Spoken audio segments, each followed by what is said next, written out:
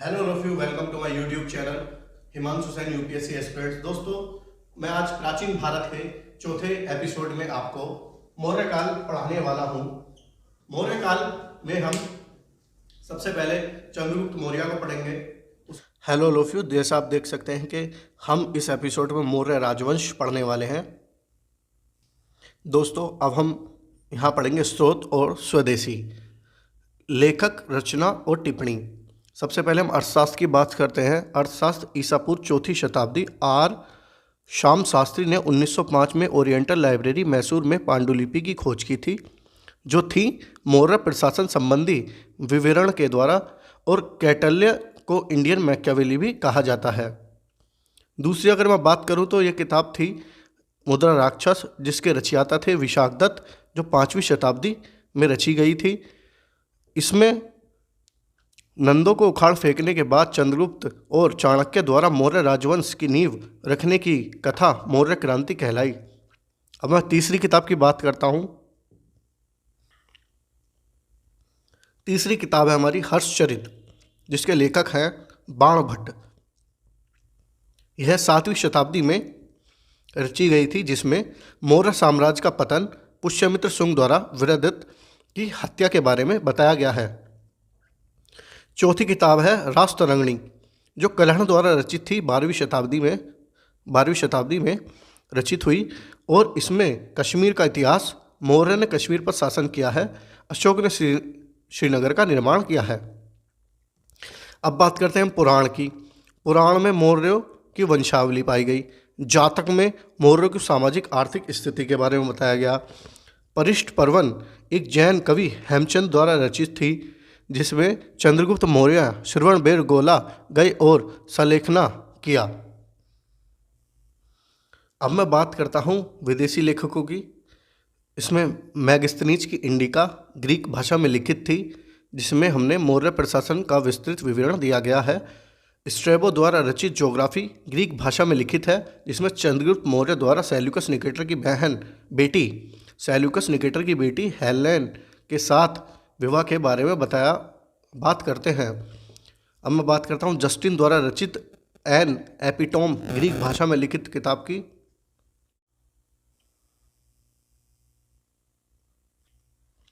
Strabo द्वारा रचित Greek भाषा में लिखित चंद्रगुप्त मौर्य द्वारा सेल्यूकस निकेटर की बेटी हेलेन के साथ विवाह के बारे में बात करते हैं। जस्टिन द्वारा रचित एन एपिटोम ग्रीक भाषा में लिखित थी, जिसमें हमने सैंडिकोटस ने उत्तर पश्चिम भारत पर विजय प्राप्त की और सिकंदर द्वारा नियुक्त ग्रीक गवर्नर को हटा दिया।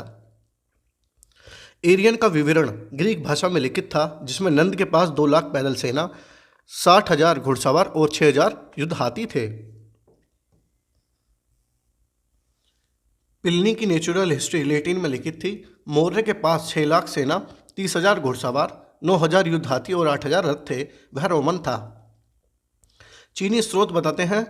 चीनी स्रोतों से हमें मालूम पड़ता है कि फाहियान हेनसोंग जो चीनी थे, वो फाहियान जो था 5वीं शताब्दी ईसा पूर्व में मौर्य स्मारक की महानता के बारे में बात करता है, और हेनसोंग 7वीं शताब्दी ईसा पूर्व, उनकी पुस्तक सियूकी में एक भिक्षु उपगुप्त के प्रभाव में बौद्ध धर्म में अशोक के रूपांतरण के बारे में उल्लेख किया गया है। सीलोन का बौद्ध धर्म इतिहास पाली में, महावंश, दीपवंश आदि। महावंश अशोक के बच्चे महेंद्र और संघमित्रा ने श्रीलंका में बौद्ध धर्म का प्रचार किया था। दिव्य वदान तिब्बती भाषा में लिखित है। तिब्बत का एक बौद्ध पाठ अशोक का लेखा जोखा देता है। अब मैं दोस्तों बात करता हूँ राजनीति की। मौर्य वंश की राजनीति। मौर्य वंश की नींव चंद्रगुप्त मौर्य ने ईसा पूर्व 322 से 298 तक शासन किया। फिर उनके बेटे बिंदुसार ने 298 ईसा पूर्व से 273 वर्ष तक शासन किया ईसा पूर्व तक, और उसके बाद अशोक ने ईसा पूर्व 273 ईसा पूर्व से 232 ईसा पूर्व तक शासन किया। चंद्रगुप्त मौर्य ईसा पूर्व 222 से 298। 322 ईसा पूर्व में धनानंद को हराकर मौर्य साम्राज्य की स्थापना ग्रीक स्रोतों में सैंडिकोटस और एंड्रिकोटस के रूप में संदर्भित है। चंद्रगुप्त ने शायद पहले स्वयं को पंजाब में स्थापित किया और फिर मगध क्षेत्र पर नियंत्रण प्राप्त करने के लिए पूर्व की ओर रुख किया। पुराणों, मिलिंद पन्नों, मुद्रा राक्षस, महावंश और परिष्ट पर्वन जैसे कई ग्रंथों में नंदों के साथ उनके युद्ध का उल्लेख मिलता है। जूनागढ़ अभिलेख रुद्रदामन द्वारा सुदर्शन झील के निर्माण की जानकारी भी मिलती है। बिंदुसार बौद्ध ग्रंथों में कम संदर्भ मिलता है। तमिल काव्यों के संगम साहित्य में बिंदुसार के संदर्भ मिलते हैं। ग्रीक विवरण में उनके राजनयिक संबंधों और राजदूतों के आदान प्रदान का उल्लेख मिलता है। स्ट्रैबो के अनुसार एंटियोकस प्रथम द्वारा डायमिकस को बिंदुसार के दरबार में भेजा गया था। प्लिनी के अनुसार टॉलमी द्वितीय फिलेडेल्फस द्वारा डायनिसियस को बिंदुसार के दरबार में भेजा गया। एथेनियस के अनुसार एंटियोकस और बिंदुसार के बीच मित्रतापूर्ण संबंध थे।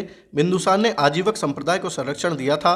ग्रीक लेखकों द्वारा उसे अम्त्रकेटो के रूप में संदर्भित किया गया। इसका संस्कृत रूप अम्त्रघात, दुश्मनों का विनाशक होता है। अब मैं दोस्तों बात करने वाला हूँ सम्राट अशोक के बारे में। तो 273 ईसा पूर्व से 268 232 तक शासन किया उन्होंने। अपने पिता के शासनकाल के दौरान अशोक उज्जैनी में राज्यपाल के रूप में तैनात थे। महावंश श्रीलंका का बौद्ध इतिहास के अनुसार अशोक ने अपने सभी भाई को मारकर सिंहासन का आधिपत्य कर लिया। उसके शासनकाल के 8 वर्ष बाद लड़ा गया कलिंग युद्ध अशोक के जीवन में बहुत महत्वपूर्ण रहा था। युद्ध में हुई मृत्यु और विनाश से अत्यधिक विचलित होकर अशोक ने युद्ध छोड़ने और धर्म का प्रचार करने का निर्णय किया। मौर्य ने प्रशासन की एक सुव्यवस्थित और कुशल केंद्रीकृत प्रणाली की स्थापना की। सप्तांग राज्य की अवधारणा में राज्य को 7 परस्पर संबंधित और अंतस्थापित घटक अंगों या तत्वों से मिलकर बना माना जाता है। स्वामी भगवान अर्थात राजा, आमित्य मंत्री, जनपद क्षेत्र और जनता, दुर्ग, गढ़ वाली राजधानी, कोष, खजाना, दंड, न्याय का या बल और मित्र सहयोगी। अर्थशास्त्र और अशोक के शिलालेख में भी विभिन्न वर्ग के अधिकारियों का उल्लेख मिलता है। मौर्य साम्राज्य प्रशासन। मौर्य प्रशासन राजा कुशल जासूसी प्रणाली को बनाए रखा गया था। मंत्रिपरिषद, आमात्य, अध्यक्ष, महामात्य, श्रीनिधि। प्रमुख विशेषता, मौर्य साम्राज्य भारत का पहला कल्याणकारी राज्य था। यह भारतीय इतिहास का सबसे केंद्रीकृत राज्य था। यह अच्छी तरह से विस्तारित और संगठित नौकरशाही वाला राज्य भी था। तीर्थ विभाग प्रमुख, अध्यक्ष महत्वपूर्ण विभागों के प्रभारी, महामात्य विशेष कर्तव्य, आमात्य कार्यकारी अधिकारी। अशोक के अभिलेख में 4 प्रांत राज्यपालों के अधीन आते हैं। उत्तरापथ राजस्थानी, तक्षशिला अवंती प्रांत, उज्जैन कलिंग प्रांत, तोशली दक्षिणापथ, स्वर्णगिरी प्रांत। कुमार राज्यपाल एक राजा के पुत्र को दी गई उपाधि। आर्यपुत्र राज्यपाल शाही रक्त के व्यक्ति रिश्तेदार। जिले प्रदेशिका, जिला प्रमुख, कानून व्यवस्था और राजस्व संग्रह। राजू ग्रामीण प्रशासन और न्याय। युक्त सचिवीय कर्मचारी। स्थानिक कर संग्राहक। गोपा लेखाकार, ग्राम ग्रामिका, ग्राम प्रधान। मंत्री, पुरोहित, मुख्य पुजारी। सेनापति, सेना का अध्यक्ष। युवराज, भावी राजा। द्वारिका महल का प्रभारी। समाहर्ता, मुख्य कर संग्राहक। सन्निधाता, मुख्य कोषपाल। प्रशास्त्री, कारागृह। अंतर्विशेषिका, अंतपुर का प्रमुख। नायक नगर का सिपाही। व्यवहारिक, मुख्य दंडपाल, पुलिस प्रमुख। अंतपाल, सीमा प्रांत रक्षा के। दोस्तों मैं बात करने वाला हूँ तीर्थ की। मंत्री को मंत्री कहते थे, पुरोहित को मुख्य पुजारी, सेनापति को सेना का अध्यक्ष, युवराज को भावी राजा कहा जाता था, द्वारिका को महल का प्रभारी, समाहर्ता को मुख्य कर संग्राहक कहते थे, सन्निधाता को मुख्य कोषपाल कहते थे और प्रशास्त्री को कारागृह कहते थे। अंतविशेषिका अंतपुर का प्रमुख होता था, नायक नगर का सिपाही था, व्यवहारिक मुख्य न्यायाधीश कहलाता था, दंडपाल पुलिस प्रमुख था, अंतपाल सीमांत रक्षा के प्रमुख। मौर्य साम्राज्य महत्वपूर्ण पदाधिकारियों को तीर्थ कहा जाता था। समाहर्ता मुख्य कर संग्राहक था, सन्निधाता मुख्य कोषाधिकारी थे। अध्यक्ष और उनके विभाग, अखपालाध्यक्ष को लेखा विभाग था, कुपियाध्यक्ष को वन उत्पादन, लक्षणाध्यक्ष को टकसाल, सीताध्यक्ष को राजभूमि, शुल्काध्यक्ष को सीमा शुल्क एवं पथ पर, सुराध्यक्ष को उत्पादन शुल्क चुंगी, सूत्राध्यक्ष को हथकरंगा, विविधाध्यक्ष को चारागाह भूमि, समस्ताध्यक्ष को बाजार, गलत प्रथाओं की रोकथाम, पतनाध्यक्ष को बंदरगाह। महामात्य व्यवहारिका महामात्य न्यायिक अधिकारी होता था। सेना न्याय महामात्य सेना का अधिकारी होता था। द्रोण मापक महामात्य मूल्यांकन अधिकारी होता था। धम्म महामात्य धर्म का अधिकारी होता था। सभाधक महामात्य मुख्यमंत्री। आमात्य महामात्य आमता महामात्य सीमावर्ती क्षेत्रों का प्रभारी अधिकारी होता था। मौर्य साम्राज्य का प्रशासन। केंद्रीय स्तर पर राजा को मंत्रिपरिषद द्वारा सहायता प्रदान की जाती थी। मंत्री सलाहकार थे जिन्हें वेतन के रूप में प्रतिवर्ष 12,000 पर्ण मिलते थे। आमात्य 48,000 पर्ण चांदी के सिक्के प्रतिवर्ष के वार्षिक वेतन के साथ कैबिनेट मंत्री थे।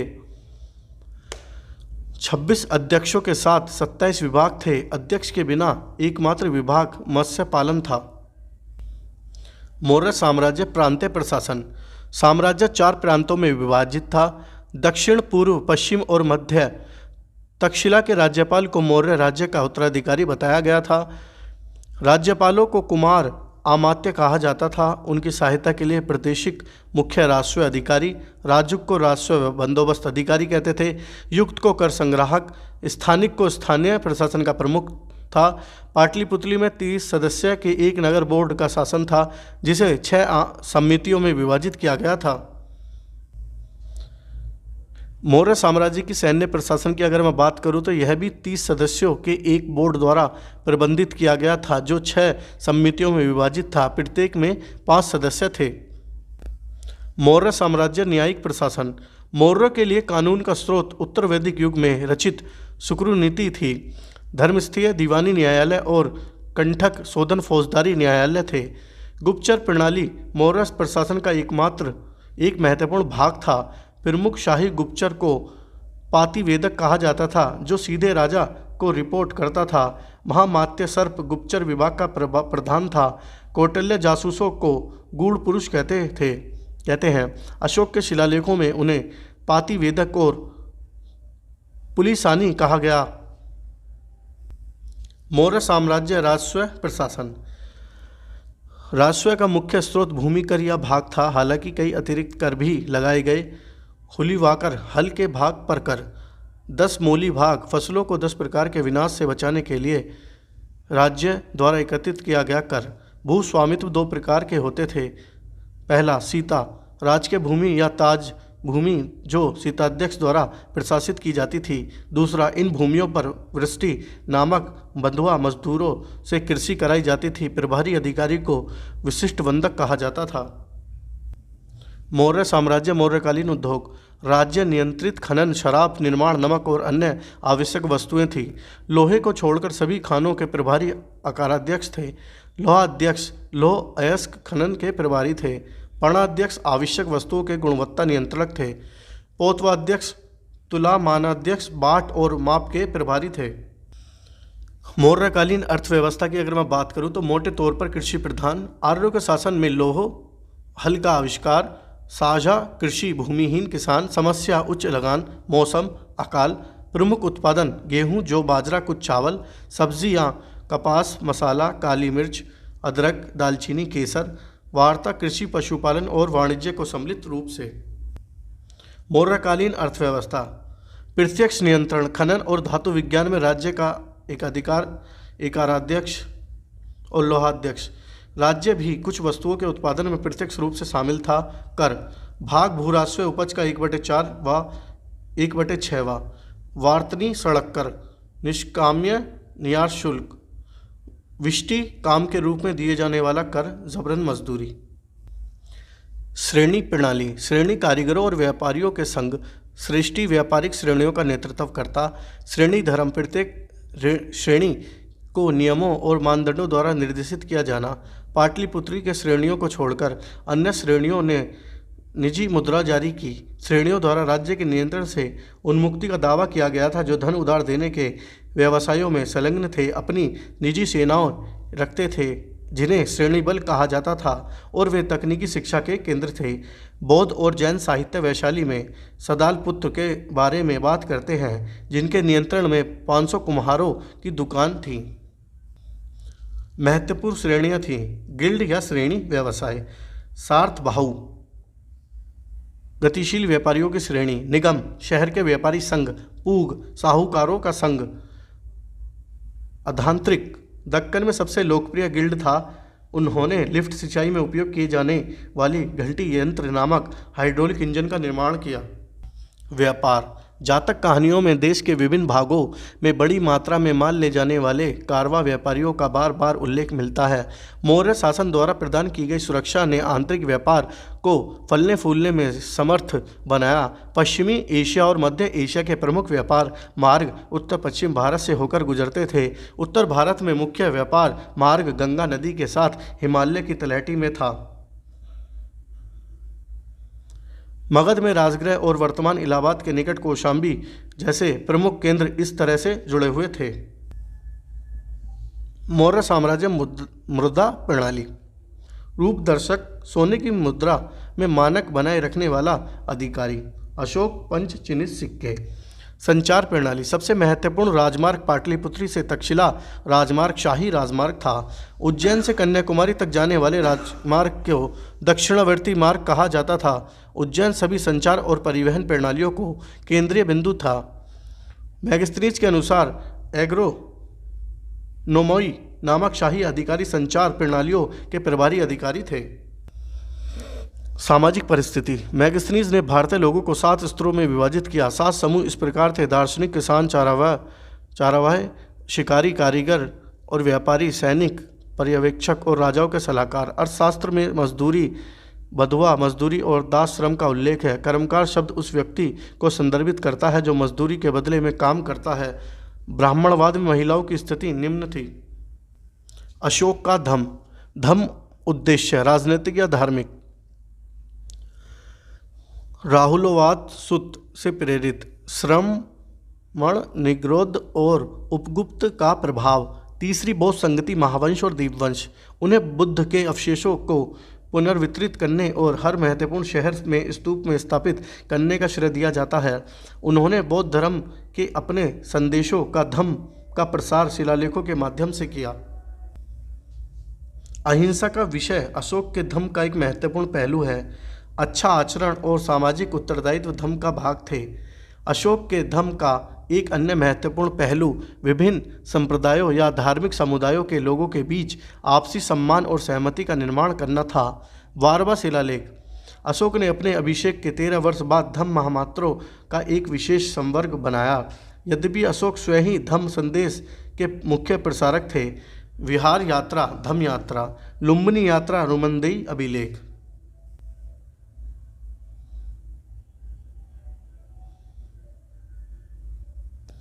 दोस्तों, अब मैं इस वीडियो की सबसे इंटरेस्टिंग चीज़ पढ़ाने वाला हूँ। 14 शिलालेख। सबसे पहले शिलालेख, प्रमुख शिलालेख संदेश। पहला शिलालेख है हमारा पशु बलि और उत्सव समारोह का निषेध। दूसरा शिलालेख है कल्याणकारी उपाय, सड़क निर्माण, तालाब खोदना, पौधे लगाना आदि। चोल पांड्य, केरल, पुत्र, चेरा और ताम्रपारणी श्रीलंका के दक्षिणी राज्यों का उल्लेख। तीसरा है ब्राह्मणों और श्रमणों विधर्मी धर्मों के भिक्षुओं का सम्मान। चौथा शिलालेख है अहिंसा का उपदेश देता है। भेरी घोष, युद्ध के नगाड़े की आवाज़ और को धम्म घोष, धार्मिकता की आवाज़ द्वारा प्रतिस्थापित किया जाना। पांचवा है दासों के प्रति मानवीय और दयालु व्यवहार। धम्म के प्रचार के लिए धम्म महामात्रों की नियुक्ति सम्राट द्वारा अपने राज्य अभिषेक की वर्षगांठ पर अच्छे व्यवहार के लिए केंद्रीय को क्षमादान किया जाता था। छठा शिलालेख, सभी लोग मेरे बच्चे हैं, सार्वजनिक कल्याण। सातवां शिलालेख, एक दूसरे के धर्म के प्रति सहिष्णुता। आठवां, बिहार यात्राओं के स्थान पर धर्म यात्राओं के लिए। नौवां है लोक कर्मकांडों बलिदानों को बंद करें और धर्म का पालन करें। 10वां है अशोक ने धर्म को बुराई से मुक्ति के रूप में परिभाषित। आपको दोस्तों ये चौथा एपिसोड मौर्य काल। दोस्तों, अगर आपको ये वीडियो अच्छी लगी हो तो लाइक, सब्सक्राइब एंड शेयर जरूर करें। Thank you very much.